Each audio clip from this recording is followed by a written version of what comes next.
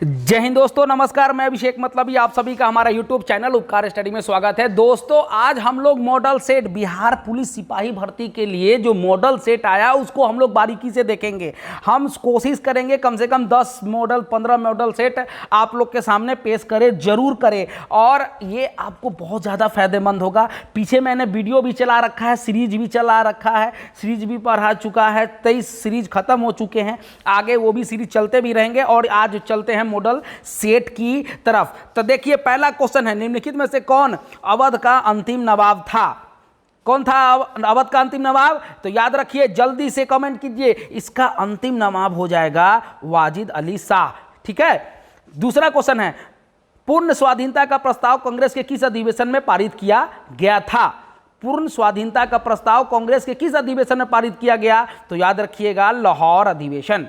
ठीक है। अब है अगला क्वेश्चन है, बंगाल विभाजन की घोषणा के बाद किसके नेतृत्व में मुसलमानों का एक शिष्टमंडल वायसराय लॉर्ड मिंटो से मिला था? किसके नेतृत्व में? तो ये थे आगा खां। आगा खां के नेतृत्व में क्या हुआ था? शिष्टमंडल वायसराय लॉर्ड मिंटो से मिला था।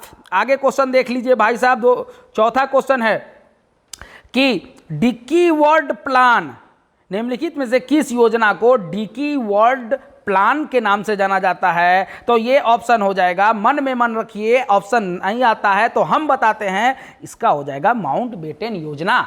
माउंटबेटन योजना। अगला क्वेश्चन आते हैं, क्वेश्चन 5 की तरफ चलते हैं कि भारत में प्रकाशित समाचार पत्र बंबई दर्पण, क्या बंबई दर्पण के संस्थापक कौन थे? तो इसका आंसर हो जाएगा सी, बाल शास्त्री जाम्बेकर। बाल शास्त्री जाम्बेकर ने बंबई दर्पण की स्थापना की थी। अगला क्वेश्चन आते हैं, प्रथम 3 आश्रम का उल्लेख किस उपनिषद में है? 3 आश्रम का उल्लेख किस उपनिषद में है? इसका ऑप्शन हो जाएगा 6 का ए, छंदोग्य उपनिषद। ठीक है, छंदोग्य उपनिषद में प्रथम 3 आश्रम का उल्लेख मिलता है। अगला क्वेश्चन आते हैं, 7वां क्वेश्चन देख लीजिए, निम्नलिखित में से कौन से भारत का सबसे बड़ा हड़प्पा कालीन स्थल है? तो भारत का सबसे बड़ा हड़प्पा कालीन स्थल आपको हो जाएगा 7 के बी राखी गढ़ी। ठीक है, 7 के बी राखी गढ़ी आपका भारत का सबसे बड़ा हड़प्पा कालीन स्थल है। 8वां क्वेश्चन देखते हैं, आर्यों के मूल निवास के संबंध में किस विद्वानों का मत था कि आर्य जो है उनका मूल स्थान तिब्बत था?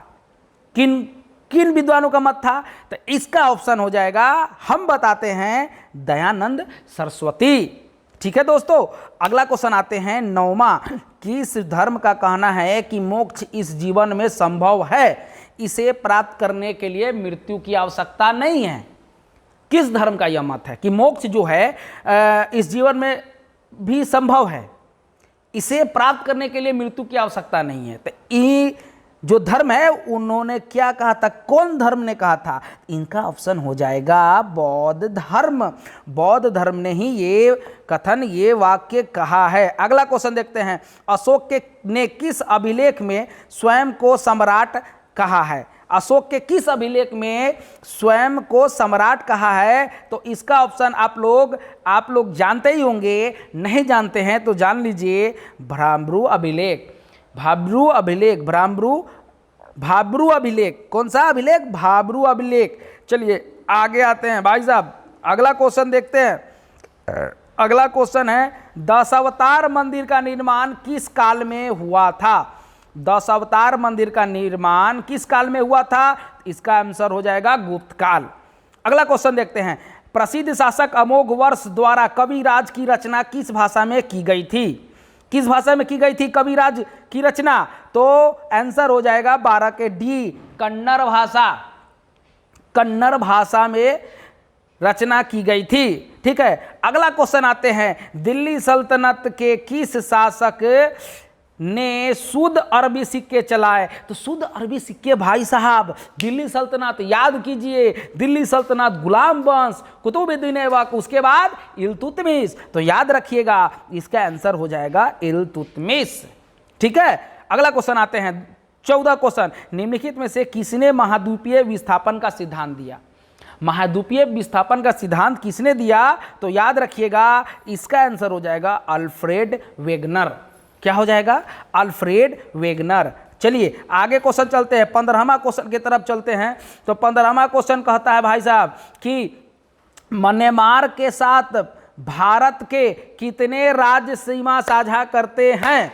तो भारत के कितने राज्य सीमा साझा करते हैं? तो इसका ऑप्शन आप लोग सभी आदमी जानते होंगे कि 4 राज्य भारत के म्यांमार के साथ सीमा साझा करते हैं। चलिए अगला क्वेश्चन है, जोहार घाटी किस भारतीय राज्य में स्थित है?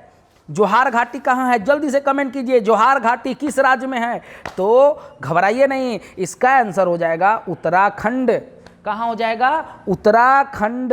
उत्तराखंड इसका आंसर हो जाएगा। चलिए आगे आते हैं, निम्नलिखित में से किस प्रकार की नदियों में जल ग्रहण की क्षमता कम होती है? किस प्रकार की नदियाँ, कैसी नदियाँ हैं? तो वो प्रायद्वीपीय नदियाँ हैं जिनमें जल ग्रहण करने की क्षमता कम होती है। ठीक है, आंसर क्या हो जाएगा? बी, प्रायद्वीपीय नदी। चलिए आगे चलते हैं भाई साहब। अगला क्वेश्चन आप लोग देख सकते हैं कि भारत में किस प्रकार की मृदा का सर्वाधिक प्रयोग ईंट निर्माण में किया जाता है? जो ईंटा बनाया जाता है भारत के सबसे ज़्यादा कौन से मिट्टी का इस्तेमाल किया जाता है? तो वो हो जाएगा आपको लैटेराइट मिट्टी। क्या हो जाएगा भाई? लैटेराइट मिट्टी। 18 का सी आंसर हो जाएगा। अब अगला क्वेश्चन है, निम्नलिखित में से किस खरीफ फसल का उदाहरण नहीं है? कौन खरीफ फसल का उदाहरण नहीं है निम्नलिखित में से? आंसर हो जाएगा इसका डी, सरसों। क्या हो जाएगा? डी, सरसों।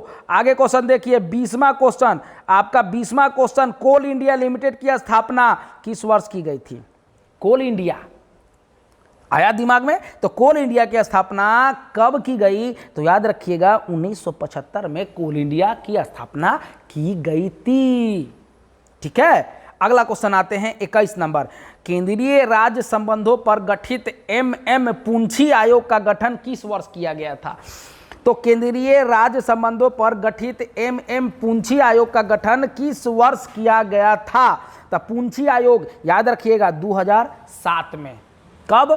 2007 में इसका गठन किया गया था। देखिए दोस्तों, ये आपका आप मॉडल सेट लेके चलिए। ठीक है, आगे चलते हैं। चलिए बड़ा कर दीजिए भाई, बड़ा कर दीजिए। चलिए बड़ा हो गया। चलिए आप देखिए, अगला क्वेश्चन है कि भारत संविधान के किस अनुच्छेद के तहत राष्ट्रपति राज्यपाल की नियुक्ति करता है? संविधान के किस अनुच्छेद के तहत राष्ट्रपति जो है राज्यपाल की नियुक्ति करता है? इसका ऑप्शन हो जाएगा 22 के बी ऑप्शन हो जाएगा। अनुच्छेद 155 के तहत राज्यपाल की नियुक्ति की जाती है।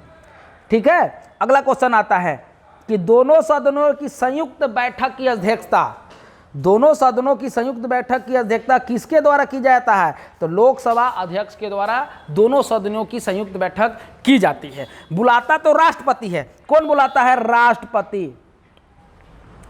राष्ट्रपति बुलाता है, लेकिन अध्यक्षता कौन करता है? तो लोकसभा अध्यक्ष करता है। ठीक है दोस्तों, अब देखिए, अगर ये सब को देखना है भाई तो भाई आप लोग मॉडल सेट मेरे वीडियो पर देखते रहिए। अगर आप चैनल पर नए हैं तो प्लीज़ मेरे वीडियो को लाइक, शेयर, कमेंट कीजिए और सब्सक्राइब करके जाइए, घंटी बजा दीजिएगा ट्रिंग ट्रिंग वाला। ठीक है, अगला क्वेश्चन आते हैं 24 नंबर क्वेश्चन। संसद के शस्त्र आरंभ, मतलब संसद के जब शस्त्र आरंभ होने के बाद राष्ट्रपति द्वारा अध्यादेश कितने समय के भीतर दोनों सदनों द्वारा अनिवार्य रूप से पारित किया जाना चाहिए? पारित किया ना जाना चाहिए।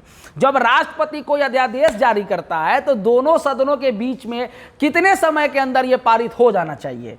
कितने समय के अंदर?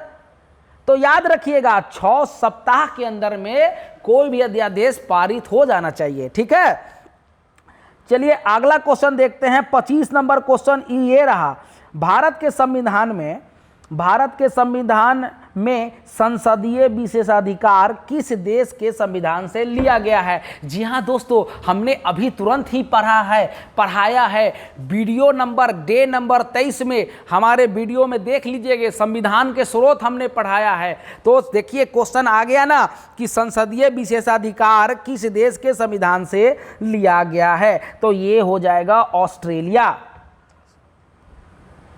क्या हो जाएगा? ऑस्ट्रेलिया। नहीं दोस्तों, ये क्वेश्चन सही है बट ऑप्शन इसमें गलत है, ऑस्ट्रेलिया नहीं होगा। इसमें जो होगा वो ऑप्शन में ही नहीं है, ये इसमें होगा, याद रखिएगा, ब्रिटेन होगा, ब्रिटेन। ब्रिटेन इसका आंसर होगा। ठीक है, संसदीय विशेषाधिकार किस देश से लिया गया है, तो ब्रिटेन से आंसर होगा। इसके लिए माफी चाहते हैं, ऑप्शन ही गलत था, ब्रिटेन है इसका आंसर होगा। ठीक है, अगला क्वेश्चन आते हैं, चलिए अगला क्वेश्चन आते हैं, किस अधिनियम के अंतर्गत प्रांतीय विषयों को 2 उपवर्गों में विभाजित किया गया है? किस अधिनियम के अंतर्गत प्रांतीय विषयों को 2 उपवर्गों में विभाजित किया गया है? इसका ऑप्शन हो जाएगा डी, भारतीय परिषद अधिनियम 1919। भारतीय परिषद अधिनियम 1919 के अंतर्गत क्या किया गया? 2 उपवर्गों में विभाजित किया गया, एक आरक्षित और एक हस्तांतरित। कौन है? आरक्षित और हस्तांतरित। चलिए अगला क्वेश्चन आते हैं, किस स्तंभ शिलालेख में समुद्रगुप्त की उपाधियां अभिलिखित की गई है जो अपनी विजय के लिए नेपोलियन ऑफ इंडिया के नाम से जाना जाता है? नेपोलियन ऑफ इंडिया के नाम से समुद्रगुप्त की कौन सी अभिलिखित की गई है उपलब्धियां? ठीक है, तो इसका आंसर हो जाएगा 27 के डी, इलाहाबाद स्तंभ। क्या हो जाएगा? इलाहाबाद स्तंभ। आगे आते हैं, भारत संविधान की प्रस्तावना, भारतीय संविधान की प्रस्तावना में भारत को किस रूप में घोषित किया गया है? भारत को किस रूप में घोषित किया गया है? क्या? अरे क्या बताइए? तो इसका आंसर हो जाएगा सी, सार्वभौम समाजवादी धर्मनिरपेक्ष प्रजातांत्रिक गणतंत्र। याद रखिएगा, ठीक है, इसका आंसर हो जाएगा क्या? सी। चलिए अगला क्वेश्चन आते हैं, 29 नंबर देखते हैं। 29 नंबर में क्या कहता है भाई साहब, थोड़ा सा देख लीजिए, गौर कीजिए कि निम्नलिखित में से कौन सा मूलभूत अधिकार नहीं है? मूलभूत जो हमारे अधिकार है कौन सा नहीं है?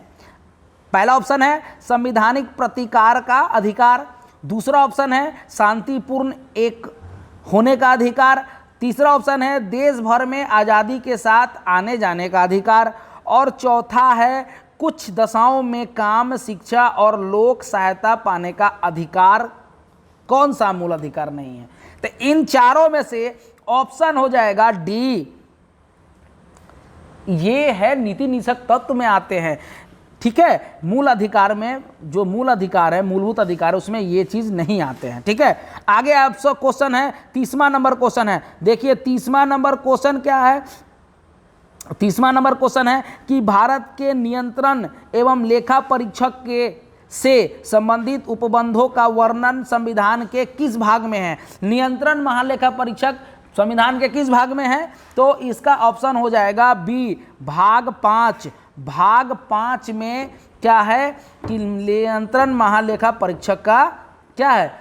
उपबंध दिया गया, संक्षिप्त उपबंध। चलिए अगला क्वेश्चन चलते हैं, 31वां नंबर क्वेश्चन चलते हैं भाई। 31 नंबर आ जाइए भाई।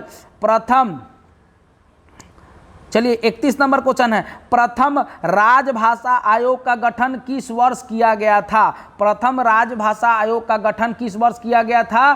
तो 31 के सी 1955। ठीक है, प्रथम राजभाषा आयोग के गठन कब किया गया था? 1955 में। अगला क्वेश्चन है 32वां क्वेश्चन, समाचार पत्र पर निम्नलिखित में से किस सूची के अंतर्गत आते हैं? समाचार पत्र निम्नलिखित में से किस सूची के अंतर्गत आते हैं? आप सभी जानते हैं 3 प्रकार की सूची होती है, संघ सूची, राज्य सूची और समवर्ती सूची।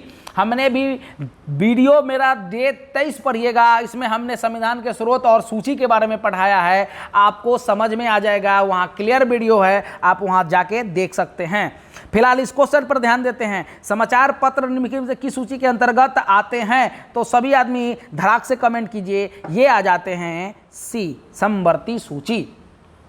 ठीक है, समवर्ती सूची के अंतर्गत ये क्या आते हैं? समाचार पत्र आते हैं। निम्नलिखित, अगला क्वेश्चन है, निम्नलिखित में से कौन सा पुस्तक प्रेमचंद्र द्वारा रचित नहीं है? निम्नलिखित में से कौन सा, इन ऑप्शन में से कौन सा जो पुस्तक है वो प्रेमचंद्र द्वारा रचा नहीं गया है? तो देखिए इसमें आपका आंसर हो जाएगा यशोधरा।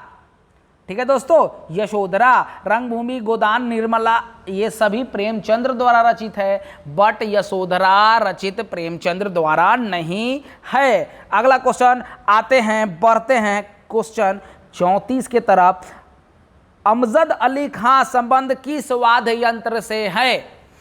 क्वेश्चन क्या है कि अमजद अली खां किस संबंध से, कौन सा धंधा, मतलब कौन सा वाद्य यंत्र बजाते हैं? तो याद रखिएगा 34 नंबर का आंसर हो जाएगा सरोद।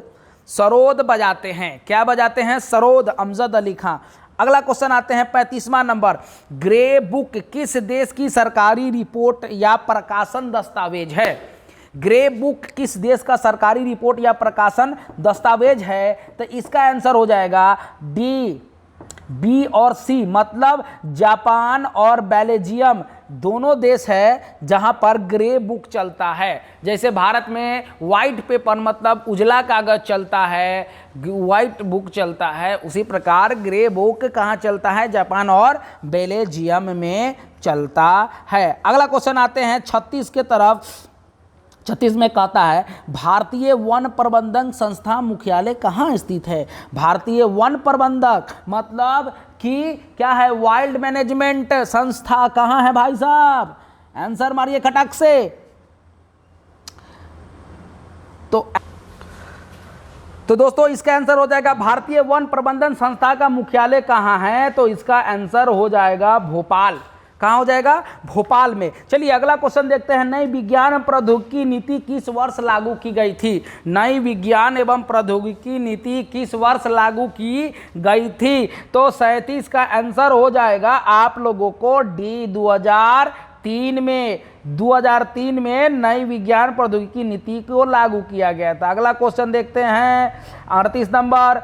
6 प्रमुख बैंकों का राष्ट्रीयकरण किस वर्ष, मतलब किस पंचवर्षीय योजना के दौरान किया गया? किस पंचवर्षीय योजना के दौरान 6 बैंकों का राष्ट्रीयकरण किया गया? तो याद रखिएगा इसका आंसर हो जाएगा 6ठी पंचवर्षीय योजना। कौन सा? 6ठी पंचवर्षीय योजना। अगला क्वेश्चन आते हैं 39 की तरफ बढ़ते हैं। भारत में योजना आयोग का गठन किस समिति के सिफारिश पर किया गया था? बहुत VBI इंपॉर्टेंट क्वेश्चन है, VBI है भाई साहब। किस योजना के अंतर्गत, किस समिति के सिफारिश पर, मतलब भारतीय योजना का गठन किस समिति के सिफारिश पर किया गया? तो इसका आंसर हो जाएगा 39 के ए, केसी नियोगी। केसी नियोगी जो है इनकी के समिति के, केसी नियोगी समिति के सिफारिश पर योजना आयोग का गठन किया गया था। अगला क्वेश्चन देखते हैं 40वां नंबर क्वेश्चन देखते हैं भाई साहब कि निम्नलिखित में से कौन सा अप्रत्यक्ष कर के उदाहरण है? अप्रत्यक्ष कर के उदाहरण कौन है?